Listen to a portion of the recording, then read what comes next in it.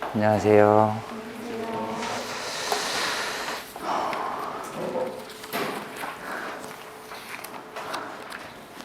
오늘은 1번 문제가 이거는 정리를 좀 해 놓으셔야 될 부분이라서 낸 거고요. 메인이에요, 1번이.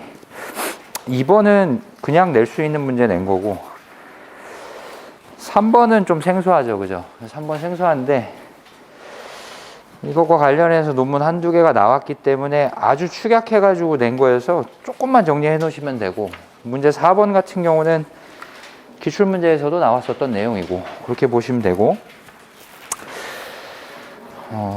실제로 우리나라 감정평가 관련 규정들이 기본적인 사항들이 굉장히 정리가 안 돼 있는 편이에요, 지금. 그러니까 미국이나 일본에서 가지고 있는 기준이나 텍스트북을 보면 감정평가 하기 위해서 아주 기초적인 사항들이 굉장히 잘 정리가 되어 있는 상황인데, 우리나라는 이제 그런 게 안 돼 있다 보니까 평가할 때도 조금 이제 평가하는 주체마다 해석해서 이제 적용하는 게 좀 달라지고, 또 실제로 이제 의뢰인한테 설명할 때도 조금 논리력이 좀 많이 떨어지고 있는 상황이거든요.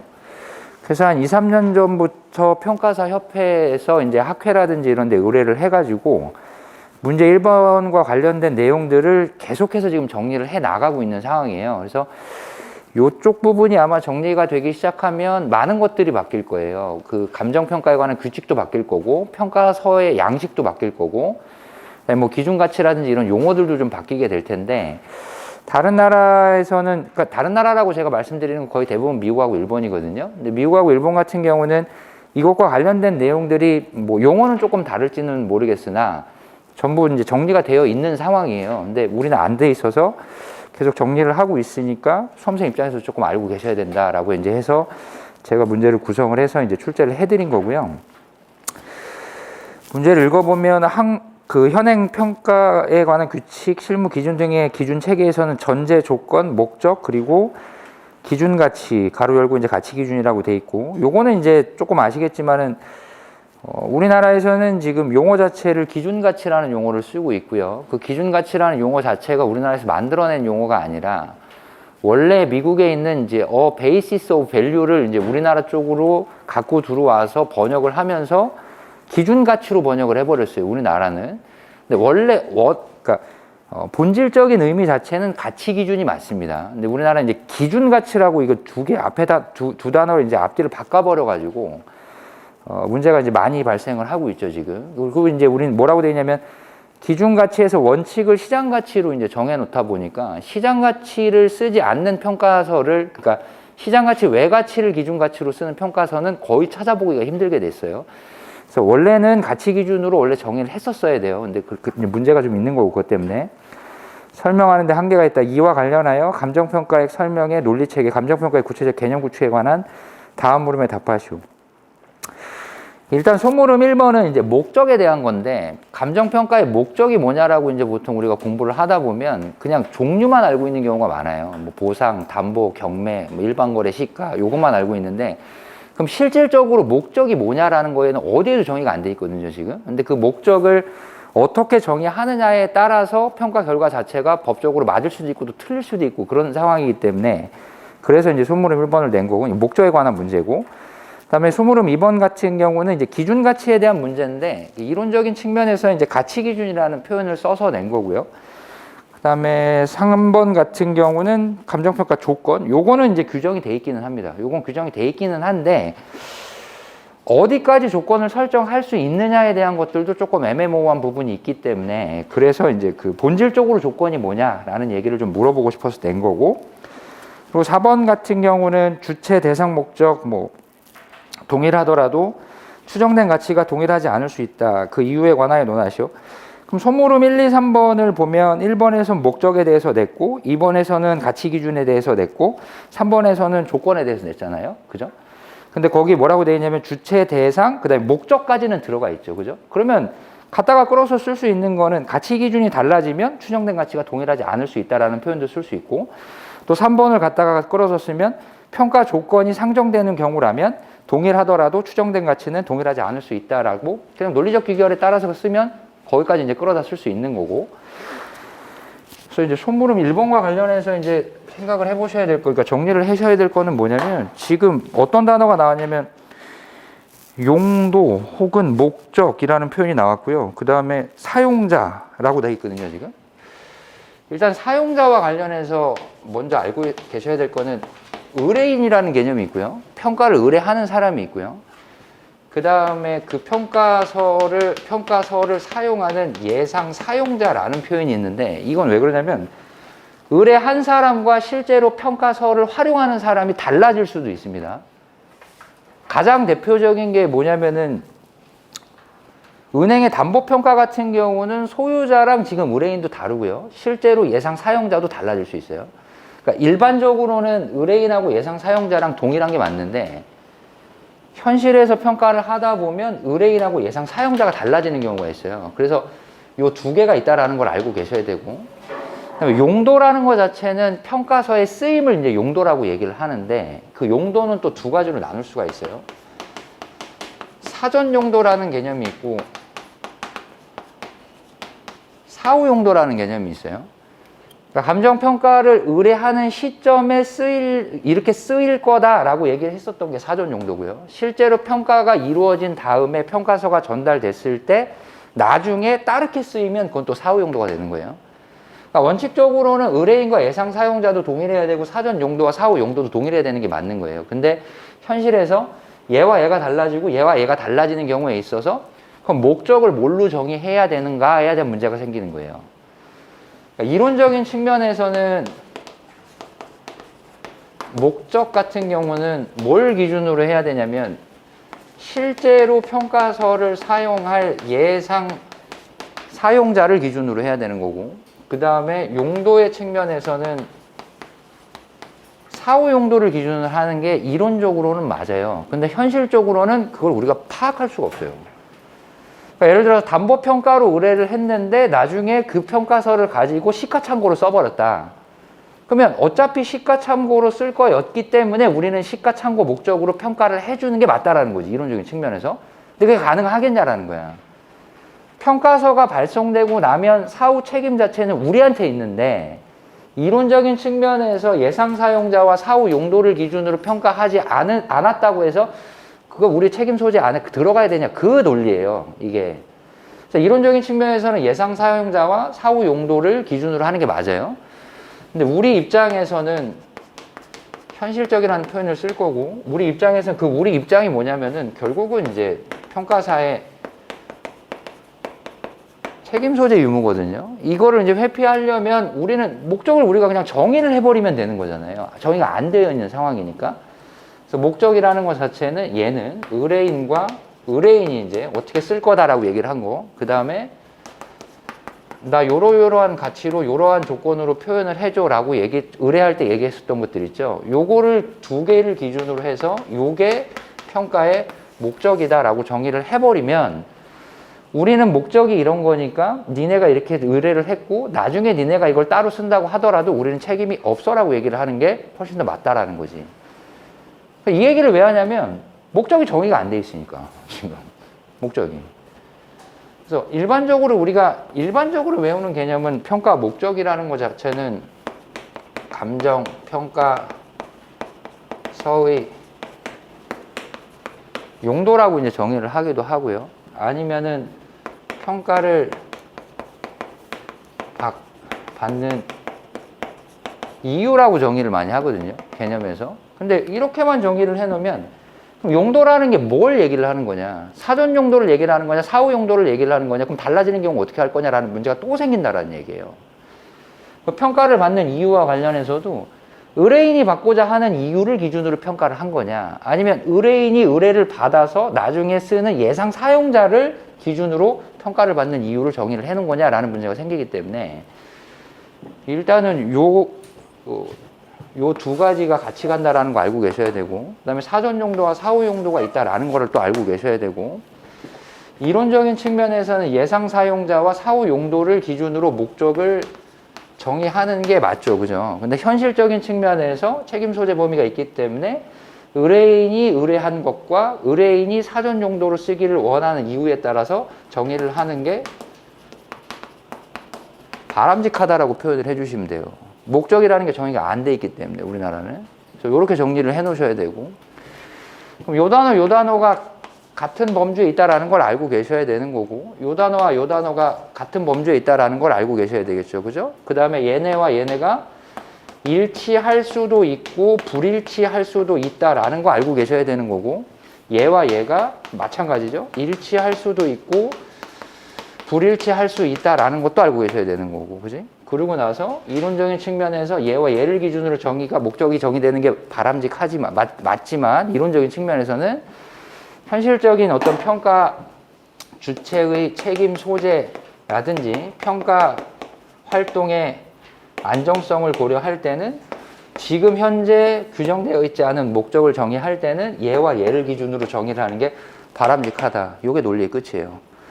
이제 목적하고 용도는 됐죠. 그러면 이렇게 정의를 하나 해놓고, 그 다음에 이제 소무름 2번에서 보시면 감정평가에서 가치 기준이랑 가치를 측정하기 위한 기본 가정들에 대한 선언이라고 되어 있지.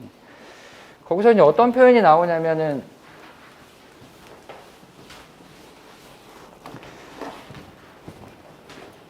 기본 가정들이라는 표현을 썼잖아요. 지금 기본 가정들, 여기 문제에서 지금 가치를 측정하기 위한 기본 가정들에 대한 선언. 나는 이러한 가정을 가지고 평가를 했다라고 얘기를 한다라는 거지, 지금. 그죠? 실제로 실무 문제를 풀 때도 가정의 연속이죠, 지금. 예를 들어서 DCF법을 돌린다라는 거야. 그래서 5년을 보유하고 가정이죠, 지금. 보유기간 5년을 상정했다. 일반적인 시장 참가자들이 5년을 소유하기 때문에 5년을 가정했다고 가정이잖아, 지금. 5년을 보유하지 않으면 어떡할 거예요, 그때? 그럼 틀리게 되나요? 아니란 얘기야. 왜냐면 평가할 때 일반적이고 합리적인 견지에서 5년을 보유하는 게 일반적이기 때문에 5년을 보유를 가정해서 평가를 한 거죠. 그리고 할인율을 쓸 때 1년차, 2년차, 3년차, 4년차, 5년차를 똑같은 할인율을 적용할 수도 있고 매기 달라지는 할인율을 적용할 수도 있어요. 그거 다 가정이죠, 지금 현재 시점에서. 그리고 DCF법 돌릴 때 위에 순수익을 올리는데 그 순수익도 1년 차는 얼마, 2년 차는 2% 증가하고 3년 차는 2% 증가하고 이렇게 쓰잖아요. 그거 가정이죠. 실제로 1년이 지나면 2%가 더 붙어서 수익이 들어올 거다라 가정을 쓴 거잖아, 지금. 그죠? 할인율을 매기 달라진 할인율을 적용하든 매기 동일한 할인율을 적용하든 지금 현재 시점에서 할인율을 쓴다라는 것 자체는 일반적인 투자자들이 이 정도의 요구 수익률을 원하고 있고 지금 현재 경제 상황 자체가 계속 쭉 갈 거다, 혹은 나빠질 거다, 혹은 더 좋아질 거다라는 모든 가정들을 가지고 그 수치를 도출해내는 거죠. 기간말 복귀 가치를 산정할 때도 마찬가지예요. 5년 후에 그 가격이 안 팔린다면 우리가 책임져야 됩니까? 아니죠. 현재 시점에서 합리적인 자료를 가지고 5년 있다가 이렇게 팔린다라는 전제, 즉 가정을 가지고 평가를 한 거니까. 그럼 그런 가정들을 하나하나 보여줘야 되는데 그 가정들이 어떤 가정이고 이거는 왜 그렇게 했고 이거는 왜 저렇게 했고 했다라는 게 우리 평가 보고서에 들어가는 양식 자체에서 아직 규정된 게 하나도 없다는 얘기예요. 그래서 미국에서는 이제 이거를 뭐라고 얘기를 하냐면 지금 여기 가정이라고 썼는데 이게 가정이 전제가 될 수도 있고 조건이 될 수도 있어요. 번역을 한다면. 유사한 의미거든. 가정, 전제, 조건 다 유사한 의미예요. 이게 어썸션이 되든 컨디션이 되든 뭐가 되든 다 비슷한 의미인데 아직까지 우리나라에서는 전제와 가정이라는 말은 거의 동의어로 쓰고 있는 것 같고요. 왜 조건이라는 표현을 안 썼냐면 우린 조건이라는 단어가 국문에 또 하나 또 다르게 있잖아요. 감정평가 조건이라고 따로 있잖아요. 그러다 보니까 얘와 분리하기 위해서 전제나 가정이라는 표현을 지금 그냥 쓰고 있는 것 뿐이에요. 문제에서 조건이라는 표현을 줬다고 해서 무조건 감정평가 조건만을 의미하는 건 아니에요. 이론적인 측면에서.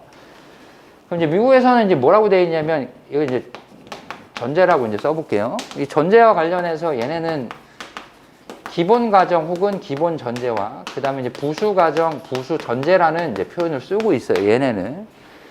일본에서는 이제 뭐라고 되어 있냐면 얘는 대상 확정 조건이라는 표현을 쓰고 있고요. 그 다음에 뭐가 있냐면 상정상의 조건이라는 표현을 쓰고 있어요. 얘 하나 더 있어. 얘 말고 가상 조건이라는 표현을 쓰고 있어요. 여기. 또 하나 있어요. 3개예요, 지금. 우리나라 같은 경우는 지금 어떻게 돼 있냐? 우리나라가 전제 조건 가정과 관련해서 나오는 건 딱 하나밖에 없어요. 감정평가 조건 이거밖에 없어 지금. 감정평가 조건.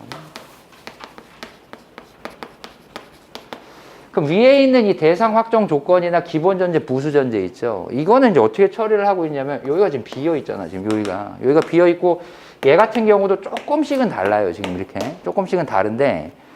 얘는 우리가 어떻게 되어 있냐면 감정평가의 절차에 보면 이제 기처대자자 평평에서 대상 물건에 있어서 기본적 사항을 확정하고 대상 물건을 확인하게 되잖아요. 그죠? 그럼 대상 물건에서 뭘 확인해야 되냐면 물적 사항과 권리 관계를 확정하게 돼 있죠. 그죠? 이게 어떻게 보면 일본의 대상 확정 조건과 유사한 얘기들이에요. 근데 이거에 대한 구체적인 기준 자체는 지금 없죠. 감치계는 절차만 규정이 돼 있어요. 감치계는 절차만 규정이 돼 있고, 그거보다 조금 세세하게 규정이 돼 있는 거는 지금 실무 기준이죠. 실무 기준에서 해설서까지 들어가면 이런 얘기가 나오긴 합니다. 그리고 실무 기준에서도 이런 얘기를 조금 하고 있고, 이건 법은 아니니까 지금. 그러니까 이런 것들이 없다 보니까 이제 문제가 생기는 건데, 그럼 여기서부터 한번 볼게요. 좀 이제 더 써야 돼서. 이 기본 전제는 뭐냐면, 이 기본 전제는 사실이에요, 사실. 이거는. 사실은 뭐냐면은 실제 일어난 일이 사실이에요. 기본 전제와 관련된 게 대상 물건의 어떤 뭐 토지만 가지고 얘기하자면 어디 소재지에 이거 사실이죠, 지금. 그죠? 면적이 얼마냐. 이거 사실이죠, 지금. 그 다음에 뭐 형상이 어떻게 되냐. 뭐 이런 것들. 대상 물건 자체가 가지고 있는 현황을 반영한 애들이 기본 전제예요, 기본 전제. 기본 전제.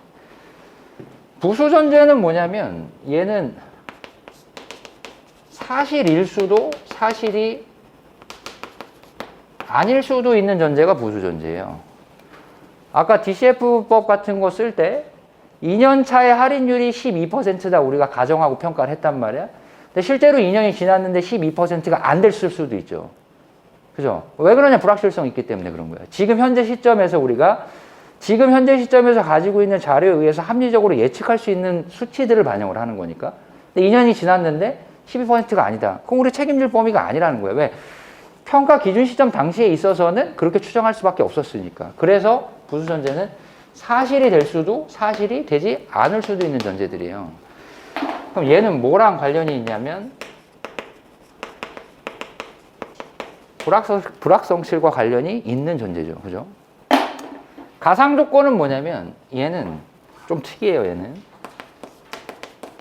명백히 지금 시점에서 사실이 아닙니다. 일어난 일이 아니니까 사실이 아닌데 사실로 간주하는 조건이 가상 조건이에요. 우리나라 감정평가 조건과 동일합니다. 얘는 요 개념 자체는 다 알고 계셔야 돼요. 지금 구분하실 수 있어야 되는 거고 요거. 그럼 일본을 갔어요. 일본 대상 물건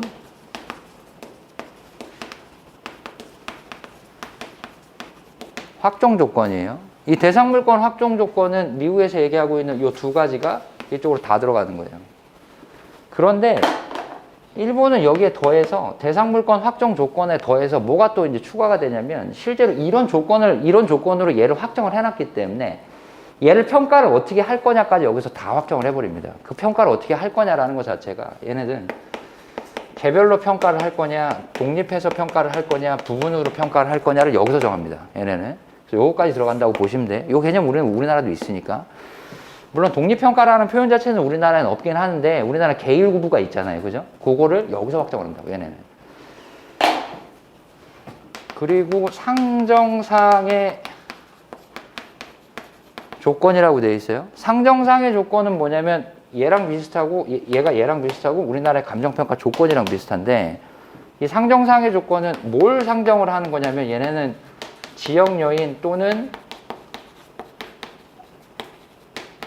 개별 요인 상정상의 조건이에요. 얘네는.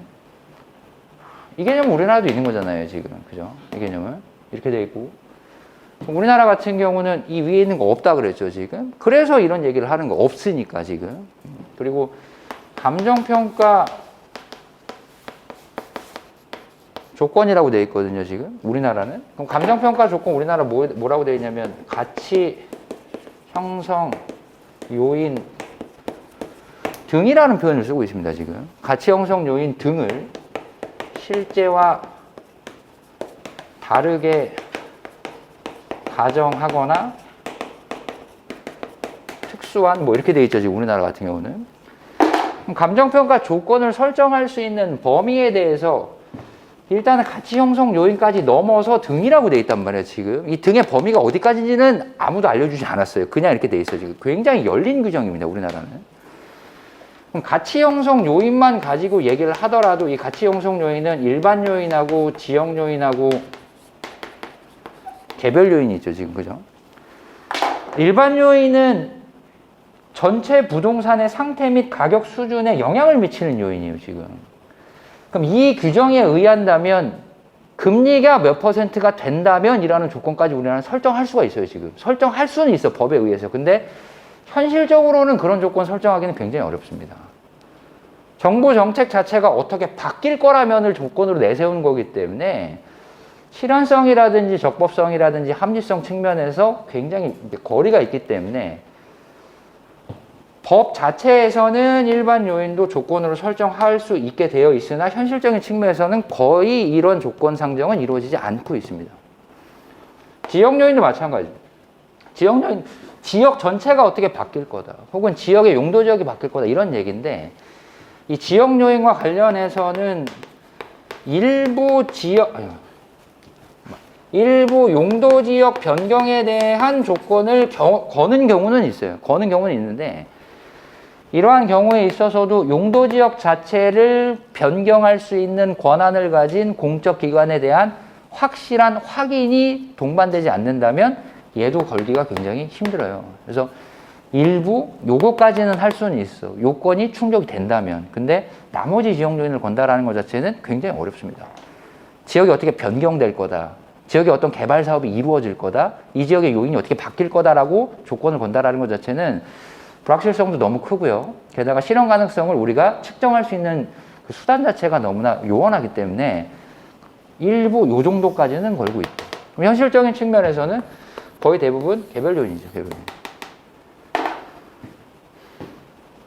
요인. 여기가 지금 비요인이에요. 여기가 우리나라. 그래서 이런 얘기들을 좀 해주셔야 되는 거고 일본에서는 이렇게 하고 있다는 걸 좀 알고 계셔야 되는 거고 우리나라 지금 없기 때문에 얘네 둘을 가지고 논의를 해줄 수밖에 없는 거죠. 그죠? 소물음 3번과 관련해서 경우에 따라 감정평가 조건이 활용되는 경우가 있다. 조건 혹은 감정평가를 위한 가상적 가정에 관하여 논하시오라고 되어 있기 때문에 감정평가 조건의 법상 정의를 좀 써주시고 그 다음에 우리는 이제 조건을 붙일 수 있는 경우를 법에서 규정을 하고 있죠. 지금 법령에 규정이 있는 경우, 그 다음에 의뢰인이 요청하는 경우, 사회통념상 필요한 경우 이렇게 되어 있으니까 거기까지 써주시고 더 좋은 답안이 될 거면 얘네랑 조금 비교해 주시는 것도 괜찮습니다. 얘네랑 다 사실이 들어갔잖아요. 지금 기본전제 얘는 사실 무조건 사실이어야 돼. 부수전제 사실일 수도 사실이 아니게 될 수도 있는 애들 가상조건 사실이 아니나 현재 시점에서 사실로 그냥 간주해 버리는 겁니다. 절대로 사실이 아니야. 얘는 왜 안 일어났으니까 지금. 근데 일어난 것처럼 보고 평가를 하겠다라는 거야. 대신 일어난 것처럼 보고 평가를 하려면 일어날 수 있다라는 거에 대해서 검토는 해줘야 되겠죠. 우리나라 같은 경우는 여기서 이제 적법성, 실현 가능성, 합리성으로 검토를 하는 거고 일본은 거의 비슷하긴 합니다. 일본 같은 경우는 뭐 적법성, 실현 가능성, 합리성이라는 표현이 없고 여기는 관련된 당사자의 이익을 해야지 않을 것이라는 조건을 여기서 이제 따로 이제 규정을 하고 있기는 한데 거의 비슷하다고 보면 돼. 추가적으로 요게 뭔지도 써줄 수 있어야 됩니다. 실제로 여기까지는 안 물어봤으니까 지금 평가 조건과 관련해서 적법성을 어떻게 검토하냐, 실현 가능성은 무슨 기준으로 검토하냐, 합리성은 무슨 기준으로 검토하냐, 거기까지 정리를 하셔야 됩니다. 이거. 그럼 이제 1, 2, 3번에 나온 단어들, 뭐 전체적으로 논리가 어떻게 연결되어 있는지에 대해서 이제 본 거죠, 그죠? 4번과 관련해서 이제 연역은 어떻게 되냐면,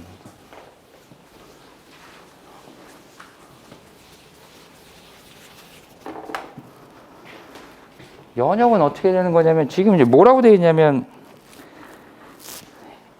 나온 문장을 쓰지 않아도 동일한 부동산을 대상으로 하면, 동일한 부동산 가치가 달라지는 이유인 거거든요, 지금. 이거에 대해서 제일 처음 논의를 했었던 거는 뭐냐면 달라질 수 있다, 달라지면 안 된다 였었어요. 왜 똑같은 부동산에 대해서 똑같이 평가를 했는데 가치가 달라지냐? 달라지면 안 되는 거 아니냐? 충분히 주장할 수 있는 내용이죠, 그죠? 아주 오래전이에요. 거의 한 30년도 지난 얘기예요, 이거는. 달라질 수 있냐? 달라질 수 없냐? 거기서 달라질 수 있어 라고 이제 결론을 내고 싶은 거지. 현실적으로 그러니까. 이것과 관련해서 이제 어떤 논의를 처음에 했었던 거냐면 이런 얘기가 있어요. 가치다원론이라는 표현이 있습니다. 가치다원론이라고 쓴 거는 가치가 다원적인 개념을 지닐 수 있는가에 관한 논의를 얘기를 하는 겁니다. 그죠? 가치다원론이라고 쓰면 론이라고 썼기 때문에 여기서는 이 론에 의하면 이 론이 맞을 수도 있고 틀릴 수도 있잖아요. 그죠? 가치다원론이라고 쓰게 되면. 근데 이건 어떻게 정리가 됐냐면 가치다원론은 맞다고 정리가 됐어. 그래서 얘를 뭐라고 이제 지금은 쓰고 있냐면 가치의 다원적 개념이라고 쓰고 있죠, 이제는. 다시 이제 문제로 돌아가서 주체, 대상, 목적이 동일하더라도 추정된 가치는 동일하지 않을 수가 있다. 이거에 대해서 과거까지 뭐라고 설명을 했냐면 요걸 가지고 설명을 한 겁니다. 가치는 다원적인 개념이기 때문에 원래 그런 거야. 일반인의 입장에서 전혀 납득이 안 되죠, 이제. 그래? 그럼 왜 달라지는데? 왜 가치는 다원적인데? 라고 물어볼 수 있는 수준까지 올라온 겁니다, 지금. 일반인의 입장에서도. 요것만 가지고 전문직이라는 게 예전에 그랬잖아요, 그냥 내가 그렇다 그러면 그냥 그런 거잖아, 전문직은. 그냥, 그렇잖아요. 판사가 들어와서 잘못했어. 그럼 잘못한 거잖아, 잘못이 없어도. 그렇잖아. 의사가, 나 머리 아프다고 갔는데, 좀 이렇게 비약해서 얘기하면, 머리 아프다고 갔는데, 머리가 아픈 게 아니라 발 때문에 머리가 아픈 거니까 배약을 먹어. 그러면, 그런가요? 이렇게 된 거잖아, 원래. 평가사도 마찬가지라고. 얘는 11만 원이고 얘는 10만, 왜 달라요? 원래 그래. 가치는 다원적인 거야. 그거 뭐 이렇게 따져 물어. 이게 됐었다고, 예전에는, 전문직은. 근데 전문직한테 일을 의뢰하는 일반인의 어떤 그런 수준이라는 이런 것들도 굉장히 많이 올라와 있어요, 지금. 오히려 우리보다 더 많이 하는 사람들도 더 많단 말이야, 특정 부분에 대해서는. 이거 갖고 설명이 안 되죠, 지금. 이거 갖고 설명이 안 되다 보니까, 이제 결국은 이제 감정평가액의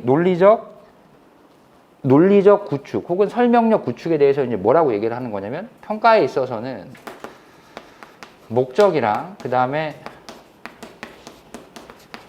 가치 기준이랑 그 다음에 가상 조건 등 이런 것들이 붙을 수가 있기 때문에 얘들의 유기적 관련성에 따라서 감정평가액이 나오는 거고 그거에 따라서 달라질 수 있다. 이제 이렇게 설명을 하고 싶은 겁니다. 이게 훨씬 더 논리적이니까. 근데 이렇게 설명을 하고 싶은데 없어, 또. 감치게 보니까. 그럼 또 물어보겠지. 그럼 목적이 뭔데? 목적? 뭐 설명을 해봐야 그냥 법 보여주는 게 제일 빠르거든요. 자, 규정이 이렇게 돼 있어. 목적. 우리는 이걸 가지고 평가를 해. 법에 규정된 거야. 라고 설명하는 게 훨씬 더 빠르겠죠. 근데 없잖아, 지금 목적이. 가치 기준? 없잖아요, 지금. 그냥 이거를 기준 가치라고 때려 박아놓고 기준 가치는 시장 가치 또는 시장 가치 외의 가치를 쓸 수 있다까지만 규정이 돼 있다고. 또 설명이 또 막히죠, 이렇게 되면. 시장 가치는 뭔데? 여기까지 설명할 수 있어. 그럼 시장 가치 외 가치는 뭐 또 없어, 지금. 시장 가치 외의 가치가 시장 가치 외 가치야. 이렇게 설명을 해야 된다. 너무나 규정이 미비하기 때문에 실제로 우리 전문직이 해놨었던 감정평가사가 해놨었던 평가액에 대한 것들을 정확하게 설명하는데 너무 미흡합니다. 그러다 보니까 얘네들 아주 기본적인 개념들이죠. 지금 이런 것들을 계속해서 구축하려고 노력을 하는 거예요. 그래서 그 소물음 몇 번? 소물음 4번에서는 이런 얘기를 해주셔야 되는 거고. 근데 문제에서는 이제 목적까지는 나왔으니까 이건 활용하시면 안 되는 거고, 그죠?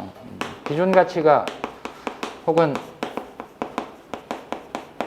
가치 기준이 달라질 수 있기 때문에 동일한 대상 물건이라도 평가가 달라질 수 있다라는 얘기 하나 해주시면 되고, 그리고 이제 의뢰인의 요청에 의해서 가상적 조건들 혹은 이제 법령의 규정에 의해서 평가하는 경우 평가 논리가 달라질 수 있는 경우가 있기 때문에 그때는 동일한 대상 물건이라도 달라질 수 있다라는 얘기를 할 수가 있는 거고, 또 하나 이제 덧붙여서 쓰자면 이런 것까지 쓸 수는 있어요. 뭐라고 쓸 수 있냐면 이제 평가 주체마다 가치 부여 인식 자체가 동일한 범주지만 조금 달라질 수 있습니다. 똑같은 평가 주체라고 하더라도 아주 그냥 뭐 극단적으로 얘기를 하면 소로와 중로 사이의 차이 자체를 누구는 10%라고 볼 수도 있고 누구는 11%, 그것도 나중에는 달라져야 될 겁니다. 왜 요인비교치가 10%가 나왔냐? 왜 요인비교치가 11%가 나왔냐? 왜 요인비교치가 12%가 아니면 안 되느냐? 이렇게 들어오기 때문에 그것도 나중에는 아마 우리가 통계적 평가 방법을 쓴 다음에 그걸 보조적인 기법으로 활용해서 통계치가 여기서 이만큼 이 정도 나왔기 때문에 이 구간에서 나는 이걸로 결정했습니다까지 써야 될 거예요, 아마 평가서에.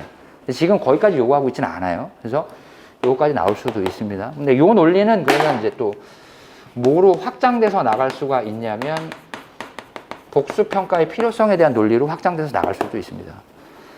한 명이 가치부여 인식을 판단해서 평가를 하는 것보다 복수의 주체가 들어가서 가치부여 인식을 검토하고 판단해서 평가액을 내게 되면 훨씬 더 평가액의 신뢰성이라든지 적정성 자체가 올라갈 수 있다. 그래서 복수평가를 할 이유가 있다라고까지 확장해서 쓸 수도 있습니다. 총련에 대한 내용 자체는 다 이어진다고 보시면 돼요. 그래서 끊어 정리하기 시작하면 나중에 큰 문제가 발생합니다. 여기서 쓸 수 있는 내용을 저기서 못 쓰고 저기서 쓸 수 있는 내용을 여기서 못 쓰고 그리고 여기와 여기서 동일하게 쓸 수 있는 내용인데 여기서는 A라고 써놓고 여기서는 B라고 정리를 해버리면 서로 다른 게 돼버리잖아요. 그래서 계속 연관시켜서 정리를 하셔야 된다는 얘기야. 요행인지 의도인지는 모르겠지만 어쨌든 4번에 또 하나를 냈죠. 복수평가의 필요성과 관련해서 이거까지 같이 써주시면 좋다라는 얘기야. 문제 2번을 보시면 감정평가의 대상 물건의 종류는 다양하다. 이거는 규정이 돼 있어요, 우리나라에. 감정평가법에도 규정이 돼 있고 감칙에도 규정이 돼 있어요. 감정평가법에서는 대상 물건에 대해서 쭉 나와 있죠, 지금? 그 다음에 감칙 같은 경우는 제14조에서 25조까지 우리나라 규정의 형태는 어떻게 되느냐면 물건별 주된 감정평가 방법 위주로 규정이 되어 있기 때문에 14조에서 25조까지 나와 있는 대상 물건을 그냥 갖다 쭉 써주시면 된다는 거지. 왜 평가 대상 물건을 분류를 하는 거냐? 일단은 대상 물건별로 특성이 있기 때문에 그래요. 이것도 조금 확장해서 말씀을 해드릴까요? 일본 같은 경우는 부동산 감정사기 때문에 부동산만 평가하게 돼 있어요, 지금. 우리나라는 감정평가사기 때문에 경제적 가치를 지니고 있는 모든 물건을 평가를 하게 돼 있어요. 일본은 대상 물건인 부동산과 관련해서 이 부동산 하나만 가지고도 여러 가지 상황들이 있기 때문에 이거를 체계적으로 분류하는 기준인 부동산의 종류라는 게 있고요. 이 종류에 의해서 종별과 유형으로 나눠서 지금 대상 물건을 인식하고 있지. 근데 우리나라는 부동산이 주된 대상 물건임에도 불구하고 부동산을 구체적으로 정의할 수 있는, 분류할 수 있는 기준은 아직까지 부재한 상황입니다. 아직까지 없기 때문에 옛날에도 없었고 지금도 없었어요. 그렇기 때문에 정확히 기억이 안 나네. 16회 1번인가 17회 1번에 종별과 유형을 일본 거를 물어본 겁니다. 그래서 우리나라는 지금도 없는 상황이고 추문제 나왔기 때문에 요거는 정리가 되어 있으셔야 되는 거고 우리나라 같은 경우는 그냥 지금 경제적 가치가 있는 모든 물건에 대해서 그냥 나열만 하고 있습니다, 지금. 나열을 하고 분류를 하는 이유는 뭔가? 일단은 대상 물건의 특성이 다 다르기 때문에 그 특성을 파악하기 위함인 거죠. 그리고 대상 물건이 다 다르기 때문에 그 가치 형성 원리도 달라요. 그래서 가치 형성 요인 분석을 하기 위한 어떤 방향성을 제시를 해줄 수가 있습니다. 가치 형성 원리가 다르기 때문에 분석 방법도 다르고 그 하나 앞에다 하나 더 쓸 거면 수집 자료의 종류와 또 범위가 또 달라질 수가 있어요. 그리고 이걸 다 기준으로 하면 적용 평가 방법이 달라질 수가 있기 때문에 분류를 해놓고 있는 거죠. 절차에 맞춰서 쓰셔도 상관없어요. 거의 절차잖아요, 지금. 그죠? 대상 물건의 종류에 따른 감정평가 시 유의사항인데, 이건 이제 아주 논리적으로 이 답안을 이제 구성을 하려고 그러면, 지금 물음 1에서는 종류를 물어봤고요. 그죠? 그 다음에 물음 2에서는 뭘 물어보고 있냐면, 종류에 따른 평가 시 유의사항이에요, 지금. 그죠? 종류에 따른 평가시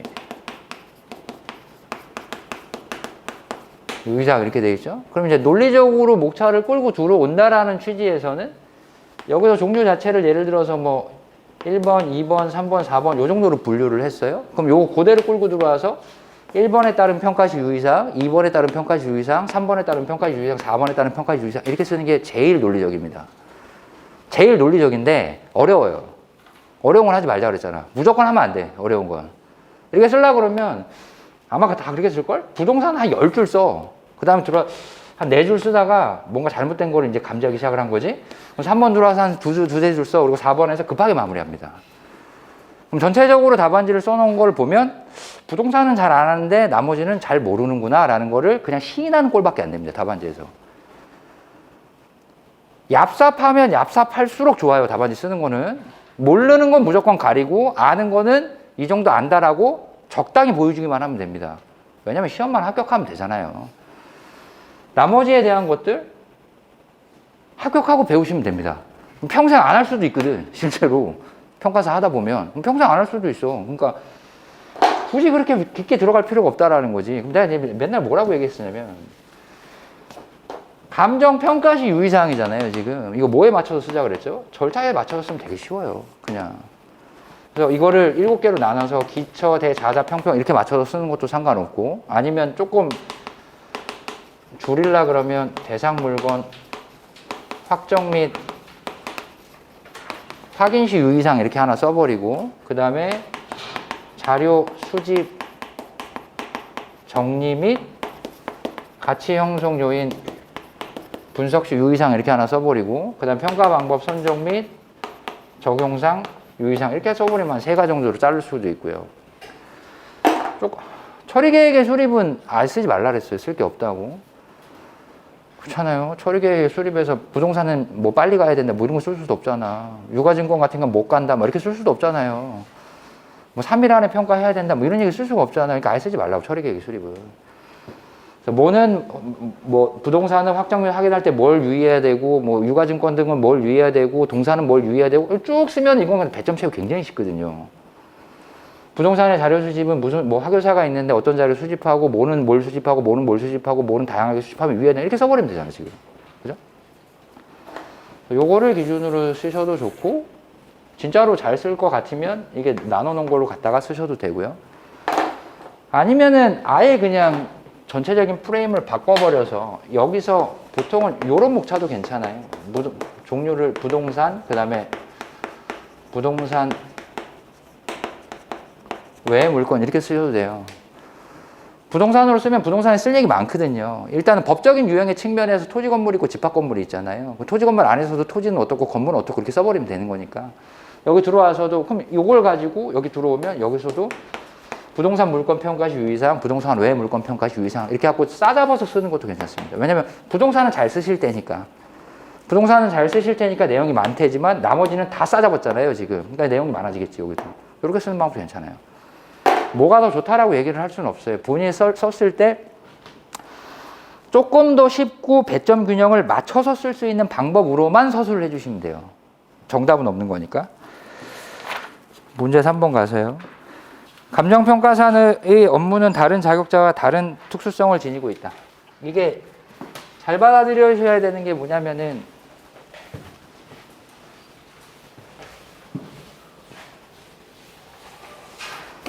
처음에 이제 시작은 어떻게 해야 되는 거냐면 직업에서 시작을 해야 돼요. 평가사의 업무는 다른 자격자와 다른 특수성이죠, 지금. 전문직 안에서 다른 전문직과 다른 감정평가 전문직의 특수성이에요, 지금. 원래 처음에는 뭐 어떻게 시작하는 거냐면 직업이라는 거는 일반직이 있고 전문직이 있어요.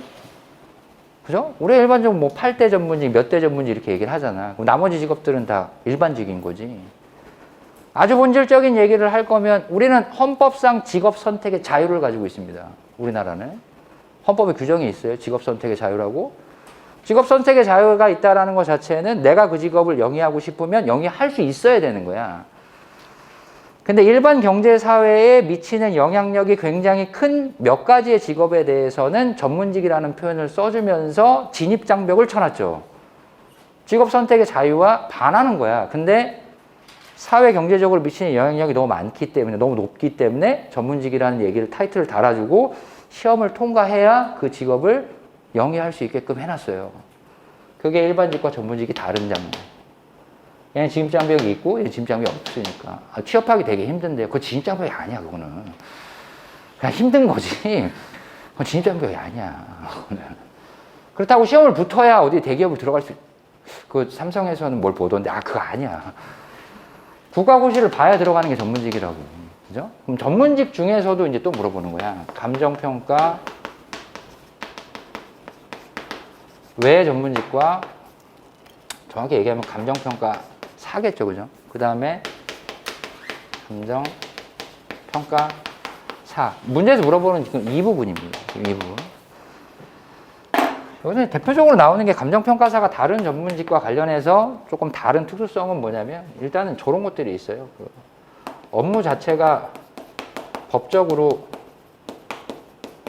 강제된다라는 특징이 굉장히 높습니다. 표준지 조사평가라든지 혹은 보상평가라든지 그 다음에 시가 참고할 때 평가라든지 상속할 때라든지 증여할 때라든지 일반 기업 간 거래에 있어서는 무조건 평가를 받아야 되니까. 변호사를 무조건 써야 되는 것도 있는데 변호사를 무조건 안 써도 되거든요. 자기 변호 가능하거든요. 물론 이제 형법 사건에 있어서는 변호인을 대동해야 된다라는 규정이 있긴 한데 우리 평가 업무만큼 법에서 무조건 평가를 받아야 된다라고 업무를 강제하고 있는 건 다른 전문직에 비해서 굉장히 높은 비중으로 이루어져 있기 때문에 업무가 법적으로 강제되는 경향이 굉장히 높다. 그 다음에 이제 주된 대상 물건이 부동산이기 때문에 그 평가 업무의 결과 자체가 일반 국민에게 미치는 영향력 자체가 굉장히 크다라는 특성이 있어요. 근데 이 얘기를 할 거면 또 이제 부동산이 가지고 있는 성격에 대해서 또 얘기를 해줘야 되거든요. 부동산은 국토의 기반을 형성하며 모든 국민이 뭐 뒤지고 살아야 하는 필수제의 성격을 가지고 있고 일반 국민이 가지고 있는 자산 중에 가장 높은 경제적 가치를 뭐 차지하는 재화 중에 하나이다. 이러한 대상 물건에 대한 평가 결과 자체가 일반 국민에게 굉장히 많은 영향을 미친다는 뭐 특징이 있다. 이렇게 가셔야 되는데 한 2가지 정도 쓰시면 되고요. 그 다음에 뭐 그런 것도 많이 쓰시더라. 요즘 보면은 뭐 수수료가 법적으로 규정돼 있다. 이런 건 좀 쓰지 마. 이런 거를 쓰면 수수료 자율화해 주고 싶잖아. 막 이런 거 하지 마. 이런 거. 다른 전문직에 비해서 특수한 건 맞아요. 이거는 그렇기 때문에 평가사의 안정적인 소득이 보장된다라는 것도 맞고요. 쓰지 마세요. 이거 우리만 알고 있어요.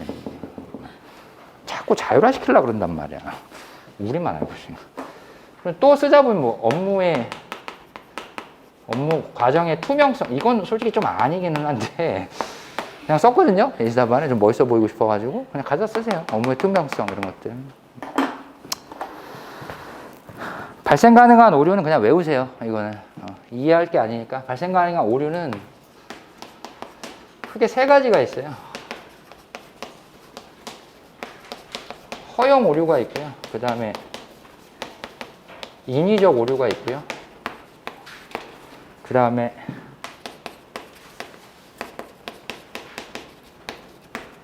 능력 부족의 오류가 있어요. 이상 3가지 외우십시오. 허용 오류는 법에 반하지는 않아요. 통계학적인 측면에서 확률의 범위가 나왔을 때 그 안에 들어가는 오류이기 때문에 이건 평가하다 보면은 나올 수 있어요. 허용 오류 같은 경우는. 인위적 오류는 막말로 그냥 구라친 겁니다. 이거는. 그러니까 의뢰인의 어떤 압력이라든지 다른 사유에 의해서 평가 결과를 왜곡했을 때 인위적 오류라고 얘기를 합니다. 능력 부족의 오류는 뭐냐면 하면 안 됐는데 한 거야, 얘가. 예를 들어 저도 이걸 되게 많이 실감을 하거든요. 뭐 예를 들어서 선박 평가가 들어왔다. 모르잖아, 내가. 뭐 아는 사람한테 찾아가지. 그리고 네가 하고 나 몇 %만 줘. 이렇게는 하는데 원칙적으로 이건 하면 안 되는 거지. 왜 우리 감칙에서도 지금 그 윤리 규정에 나와 있잖아요. 능력이 안 되면 하지 말아라 이렇게 돼 있잖아. 현실적으로 무조건 해야 되고 능력이 되든 안 되든. 근데 이론적인 측면에서는 이렇게 얘기를 하고 있으니까 이 3가지를 외우시고 이거는. 4번에 복수감정평가의 필요성이에요. 복수감정 이건 뭐 하도 많이 나왔으니까. 처음에 이제 복수평가의 개념, 뭐 의 이런 거 하나 써주시면 되는 거고요. 그죠? 그 다음에 필요성 이렇게 쓰시면 되겠죠. 일반적인 단어 들어가면 돼요. 뭐 평가 결과 뭐 이런 단어 다 맞죠. 신뢰성, 뭐 객관성, 정확성, 뭐 이런 거 쓰시면 되죠, 그죠? 그다음에 뭐 또 뭐가 있을까요? 뭐 이건 조금 많이 가긴 했는데 부동산 시장의 불안전성을 조금 뭐라 그럴까 보완할 수 있다. 뭐 이런 얘기도 쓸 수가 있고, 그 다음에 이제 뭐 오류 방지 이런 것도 쓸 수 있고, 아니면은 뭐 복수평가의 대상이 되는 업무의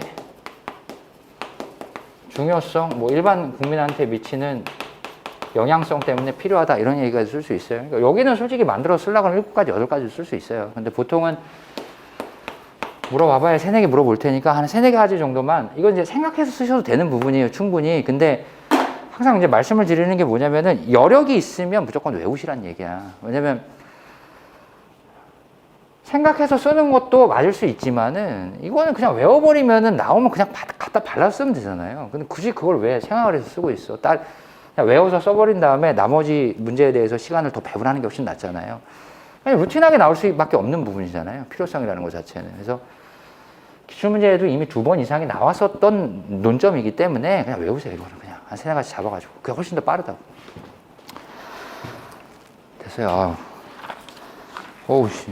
황현아가 늦게 내려와가지고 시간 맞추냐고 죽는 줄 알았습니다. 나 스터디 늦게 끝나는 게 제일 싫거든요, 나는.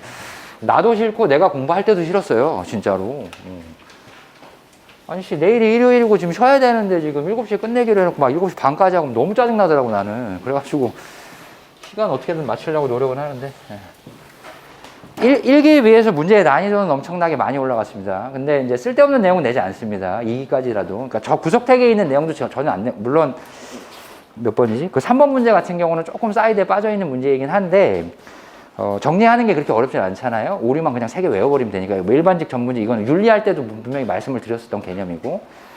그래서 1번은 정리를 반드시 하셔야 되는 거고요. 2번은 뭐 그냥 읽어보고 넘어가도 전혀 상관없고, 3번에 나와 있는 내용들은 조금만 암기하시면 되는 거고, 4번은 이미 정리가 되어 있는 부분이기 때문에 1번에 좀 초점을 맞춰가지고 정리를 좀 해주시면 좋을 것 같습니다. 네, 여기까지 할게요. 고생하셨습니다.